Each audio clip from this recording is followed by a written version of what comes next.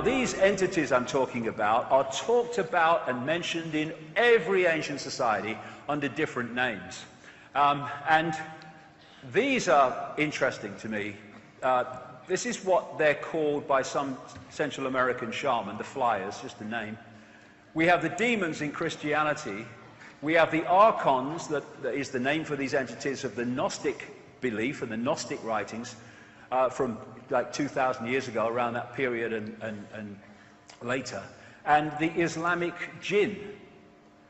Because the way all of these entities or phenomenon are described is precisely the same, in effect. They're different names for the same thing. And the Archons, as the Gnostics called them, were said to be made from luminous fire. The jinn from Islamic and pre-Islamic Arabia was said to be made of smokeless fire. And when you look at what's said about it, they're talking about the same force, the same phenomenon. So what is it? The Gnostics are very, very interesting. Gnostic coming from a word meaning knowledge. Whenever Gnostic thinkers showed any sign of getting their point across and circulating their knowledge and their beliefs, they were slaughtered. I mean, that is just a constant. The Cathars that were slaughtered in southern France, ending up on the castle of Montségur in 1244, they were Gnostic thinkers. The people that ran the great library of Alexandria with its 500,000 scrolls of ancient knowledge which the Roman Church destroyed, they were Gnostic thinkers. And as a result of this, very little Gnostic writing has made it through what we call history. But then in 1945, a place called Nag Hammadi in Egypt, a sealed jar of Gnostic writings was found hidden. And from that has come a fantastically greater understanding of what the Gnostics were talking about. These were mystics. They went out into other levels of reality. In many ways, we call them shaman today, many of them. This is what they talk about in these writings. They talk about the Lord Archon, or what they call the demiurge, and the Archons that serve the demiurge and the Lord Archon, as they call him. And they relate this to the Judeo-Christian Yahweh Jehovah God. They also relate it, in effect, to what people call Satan or the devil as well. They say that these Archons created the physical universe that we see, but not the earth, the sun, or the moon. And it's interesting that those three bodies have tremendous connections, geometrically and mathematically, which none of the other planets do. Anyway, Archon means prince, ruler, authorities, and it has the connotation also of being from the beginning, because the Gnostics said that actually from the beginning of this solar system that we see and experience, they have been here because they were actually the creators of it, apart from those bodies I'm talking about. They talk about the demiurge being a fake god that created the physical material reality that we perceive. And they talk about these entities being inorganic, like cyborgs, like robotic. And these writings are about 1,600 years old, a bit more maybe, and yet they knew that in terms of the relationship between the Earth and the rest of the solar system, the Earth was alive and organic, and the rest of the solar system was basically not alive and inorganic. How did they know that? Because they were able to get out there and were very, very knowledgeable. And that's why they were attacked by that which didn't want that knowledge circulating. This, in effect, is very much the feeling of what they describe as an Archon world, because the Archons have no creativity as humans do, and therefore their world is stark and ugly and uniform. This is another wonderful symbolic picture of an Archon world, an Archon reality. And that's because these writings say they have no I think the direct translation is no intentionality. I put it another way, no creative imagination. And the writings from best part of 2,000 years ago make it clear that they envy humans who have this creative imagination, this the ability to create. Like I say, they describe the Archons as cyborgs, a robotic race that can imitate but not innovate. They call it, in a translated word, counter-mimicry. Put simply, if you gave them a blank sheet of paper, they would know what to do with it. But you give them a sheet of paper, rather, with something on it, with something created on it, and they are able to distort it and twist it. But they can mimic and imitate, they cannot create in that sense. Interestingly, they also use the word fantasia. And in that sense, what they're saying is that these Archons, jinn, different names, but I'll use the word Archon as a consistent, have the ability to create fake realities, to distort reality, counter-mimicry, to give people the view or the feeling of a perception that seems real but isn't. Mind parasites, they possess the mind and influence the mind in a negative way, particularly in a negatively emotional way. The one word they say that can absolutely describe the Archons is deception. And also they say that one of their great means of operation, modus operandi, is to invert everything. That's what they're doing, counter-mimicry. They are inverting what is already created so it becomes something else. And it's no accident that one of the great forces that worship these Archons within human society, what we call Satanism, use inversion as part of its symbolism. The inverted cross, the inverted five-pointed star. And so I've used this quote before in talks, and from this archontic perception, it becomes even more relevant. Michael Elner, who said, "Just look at us. Everything is backwards. Everything is upside down. Doctors destroy health, lawyers destroy justice, universities destroy knowledge, governments destroy freedom, the major media destroy information, and religions destroy spirituality. Everything inverted."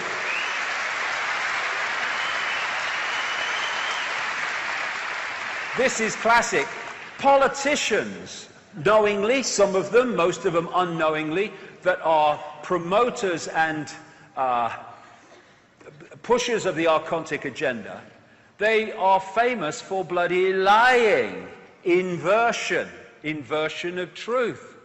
This is a quote from the English writer Noel Coward, who said, quite rightly, "It is discouraging to think how many people are shocked by honesty and how few by deceit. Such is the level of deceit in our society." One word to describe the archontic influence: deception.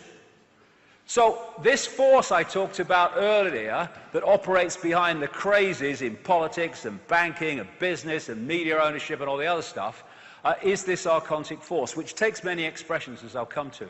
And this is absolutely, massively significant. The Gnostics talk about something called hal in relation to these archontic manipulators, and hal means, in our translation, simulation of a virtual reality. A reality that appears real to the decoder, but is not actually real. It's a fake reality.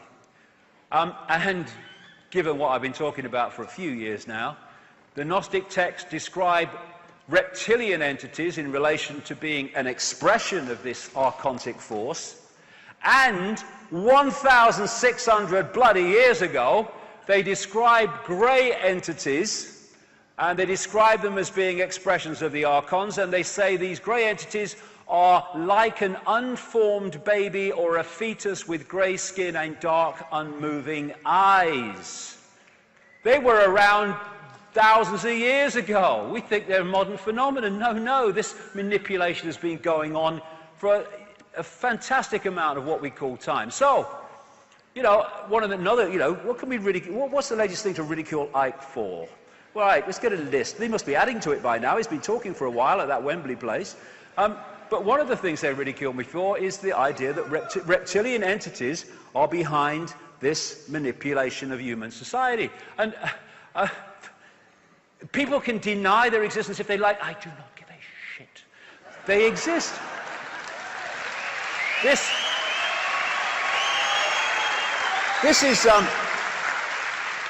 is a Spanish artist called Robert Ilimos. I spoke in Barcelona, was it 2011, something like that? And he was introduced to me because he'd had an experience which he, thought I might be able to explain. He was into none of this stuff, never heard of me, never heard of the reptilians or anything. But he had a partner who which is Brazilian. So he was in Brazil in 2009, I think it was. Yes, 2009.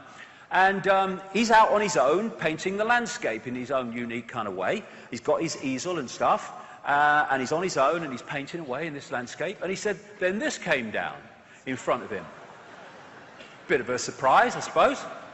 And he said it was completely closed up, apart from this window, and there were two entities in the window. And he said this thing came down and just stayed there for ages. He said, I don't know if I was taken aboard. He said, I have no recollection of it. And of course, he's got his bloody easel in front of him. He starts painting it, this chap. And what he saw at the window were these reptilian-type entities just staring at him, looking at him. And these entities exist. I mean, what he has painted is also described, and indeed painted, by other people all over the world who've had the same basic experience of these entities. And I had to bloody smile that this year, the Daily Mail has been taking the piss out of me over this for ages, like all the other buggers. And they run a perfectly straight story, headlined, "Welcome to our new lizard overlord. Studies suggest alien worlds could be full of super intelligent dinosaurs." But because it's a scientist saying it, it must be bloody true. That Icke, he left school at 15, he can't be right. Oh, bloody hell.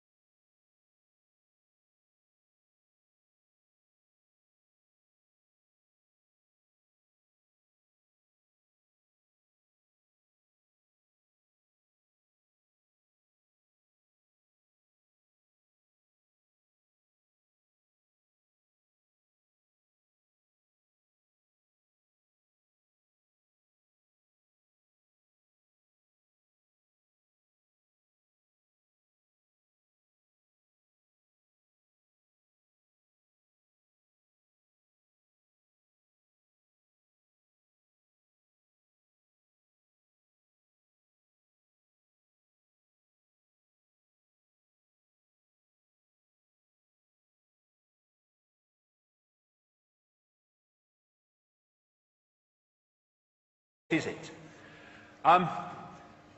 The Gnostics are very, very interesting. Gnostic coming from a word meaning knowledge. Whenever Gnostic thinkers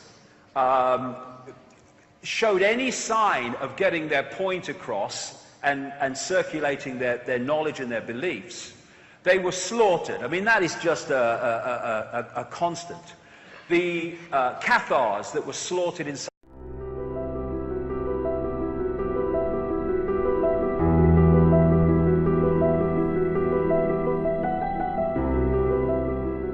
Now, these entities I'm talking about are talked about and mentioned in every ancient society under different names.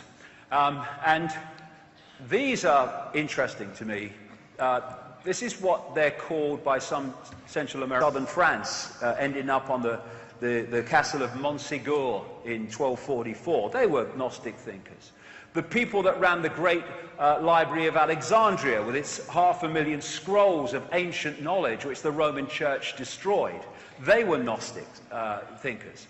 And as a result of this, very little Gnostic writing has made it through what we call history. Is precisely the same in effect. They're different names for the same thing. And the Archons, as the Gnostics called them, were said to be made from luminous fire. The jinn from Islamic and pre-Islamic Arabia was said to be made of smokeless fire. And when you look at what's said about, they're talking about the same force, the same phenomenon. So what American shaman, the flyers, just a name. We have the demons in Christianity. We have the Archons, that is the name for these entities of the Gnostic belief and the Gnostic writings from like 2,000 years ago, around that period and later, and the Islamic jinn. Because the way all of these entities or phenomenon are described